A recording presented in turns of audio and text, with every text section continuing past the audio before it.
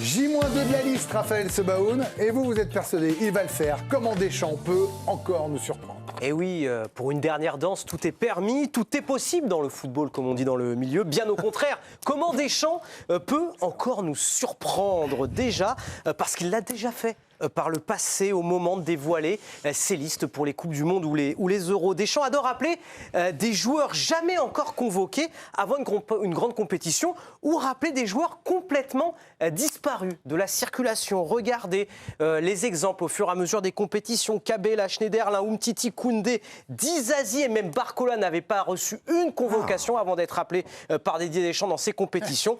Et Karim Benzema et N'Golo Kanté étaient des joueurs complètement disparus des radars avant l'Euro 2021 et l'Euro 2024. Voilà comment Deschamps peut encore nous surprendre pour sa dernière liste. Et s'il y avait encore un invité surprise jeudi lors de l'annonce avec un troisième gardien surprenant, le retour d'Hugo Lloris qui s'éclate aujourd'hui aux États-Unis, ou un novice, Jean Butet, le portier de Côme, ou Romain Risser élu meilleur gardien de Ligue 1. En défense, Maxence Lacroix a pu mettre le doute au sélectionneur après son très bon rassemblement de mars contre le Brésil et la Colombie. Et si Corentin Tolisso, que Deschamps n'a plus besoin de découvrir, un peu comme N'Golo Kanté avant l'Euro 2024, eh bien faisait son grand retour, et si la surprise devant avec le meilleur buteur de la Ligue 1, Esteban Le Paul. Mais qui dit invité surprise dit un habitué écarté, des joueurs appelés lors des quasiment tous les rassemblements mis de côté. Lucas Chevalier, qui est dans toutes les listes depuis novembre 2024, pourrait faire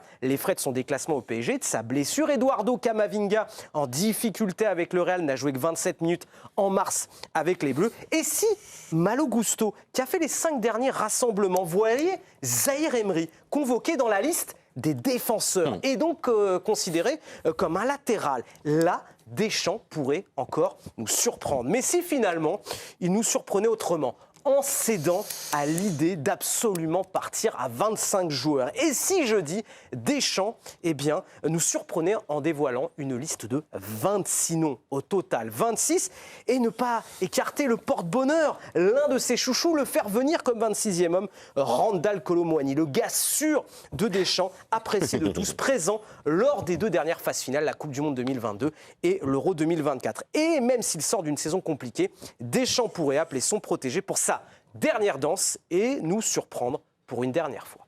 Merci Raphaël. Ah, c'était complet, Dave, là. Il y a salade, tomate, oignon, là. Vous avez tout. Est-ce qu'il vous a un peu convaincu? Est-ce que Rafou vous a mis le doute dans une liste qui semble pourtant presque évidente? Oui.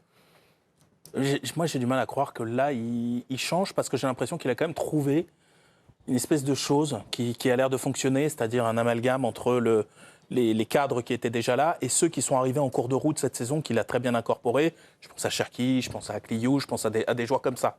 Je ne le vois pas remettre en plus une inconnue supplémentaire dans un groupe qui va devoir vivre longtemps. Si l'équipe de France voyage loin, et on peut imaginer qu'ils vont voyager loin, c'est une phase finale très longue.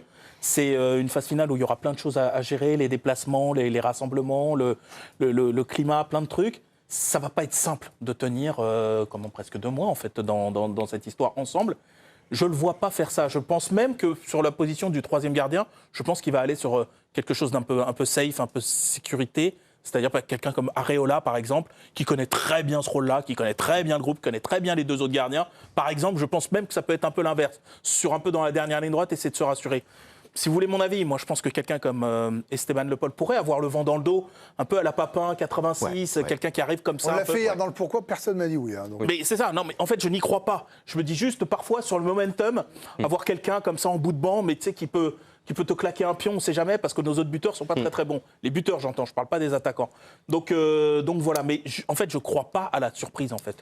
Mais on va quand même guetter, et on va quand même débattre, moi j'y crois. Et on va quand même regarder. Ah, toi, tu veux plein. Mais de toute façon, non mais Johan, si Johan était venu en me disant je ne crois pas à la surprise, je veux du truc sûr. De toute façon, déjà, il venait plus. Parce que moi, j'ai besoin qu'il... Et il rembourse sa pige. Il rembourse les invitations, Johan. Mais nous, la vie pour ça, on sait le matin, c'est pas ce qui va se passer. Et vraiment, Raph, je suis totalement d'accord avec toi, comme souvent. Moi, j'en veux des 4 de ce que tu as cité, parce que pour moi, il le mérite. Alors, je vais vous dire vite, ça va être quelques quelques mots sur chacun. Butez, meilleure défense avec Com. Com, c'est l'énorme surprise de l'année. Ils sont 6e, ils sont assurés de faire la Coupe d'Europe et ils vont sûrement aller en Ligue des Champions. Vous sortez Chevalier. Ben oui, il y a un qui joue pas, qui est blessé et l'autre qui est extraordinaire. Après, Maxence Lacroix, ses 30 minutes contre le Brésil extraordinaire, c'est son heure et demie contre la Colombie. La Colombie, c'était des super attaquants. 8 dans l'équipe, match absolument monumental. Il peut jouer axe gauche, il peut jouer à Lucas Hernandez, inexistant. Après, au milieu, Camavinga qui joue pas au Real Madrid. Quand il joue, ça va pas, c'est catastrophique, carte rouge. Et là, tu as Tolisso. Tolisso, en plus, c'est pas seulement un 6, c'est pas seulement un 8, il peut même devenir 10, il peut devenir 9,5. Il est quand même complet. Deschamps le connaît, ça n'a pas été toujours rose entre les deux, mais quand même formidable. Et puis devant, je m'excuse, parce qu'on a l'exemple, et je suis d'accord avec toi, Esteban Le Paul, le mec, et surtout, il te met pas 20 buts comme ça. Il te met des buts magnifiques, il te met des buts, c'est à Rennes. Et je trouve que, évidemment qu'il ne le fera pas, mais je trouve que ce serait tellement merveilleux qu'il le ferait. Comme ça, je vous donne un gardien, un défenseur, un milieu. Vous sortez qui devant? Colomboigny. Non, il n'est pas dans la liste des 8. Oui, mais si, il se prend 26. Non, il est 25. Johan, non. Ouais, et Marcus Thuram, parce que Marcus Thuram. Il fait une belle saison avec l'Inter que vous adorez. Ouais, je sais, j'allais dire Marcus Thuram, mais parfois on peut adorer quelqu'un et on adorer. Et non, parce que Esteban De Paul, c'est, tu vois, il nous prend en cœur, il nous prend en trip. C'est la belle histoire pour Yo-Yo. Non, si, c'est évidemment l'histoire. En plus, elle est dingue. C'est senti que sur Thuram, tu patinais un peu. Et Marcus, parce que j'adore Marcus Thuram, mais au bout je vous ai déjà. Je suis un homme de conviction. Je suis un homme de conviction. Bah non, c'est pas. Si. Non. Parce que là, vous m'avez dit Colomboigny, mais on savait qu'il n'était pas dans la liste trio des 25. Ouais, mais le Paul, c'est tellement gros comme une maison. Vous ne pensez pas que ça sera un Ribéry 2006 ou un. Chacha. Il n'aime pas le changement Didier Deschamps, il n'aime pas les. Oui, mais c'est sa dernière danse. Ah non, c'est pas vrai. C'est sa dernière danse. Depuis 2014. Attendez, Cabella, Schneiderlin, Umtiti, Benzema, Koundé, Dizazi, Kanté, Barcola, Raphaël avait listé de 2014 à 2024. Il aurait dû prendre à un moment donné Mathieu Hudol, il aurait dû prendre à un moment donné Esteban Le Paul, il aurait dû essayer passer le temps. Oui, il en a essayé d'autres, mais finalement.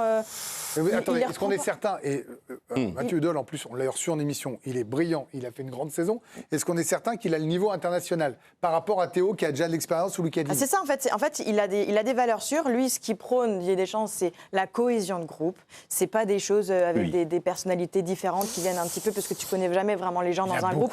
Dans une coupe dur. Quand il va chercher Lacroix, quand il va chercher Mateta, et parce qu'il y avait 12 000 blessés. Oui, parce qu'il y avait beaucoup de blessés. Thauvin, il était obligé de le prendre parce qu'il y avait 12 000 blessés, sinon il l'aurait jamais repris. Vous sortiez qui? Mais moi, ça m'intéresse ce que vous dites là. Je vous challenge un peu. Là, dans ce groupe-là, avec ces attaquants-là exceptionnels. Je veux dire, l'attaque de l'équipe de France, on le dit tous, elle est extraordinaire. C'est la plus grande puissance mais de c'est pour ça que Qui vous sortez? Mais vraiment, parce que c'est ça ma question. Moi, je sors personne. Je prends pas Esteban Le Paul.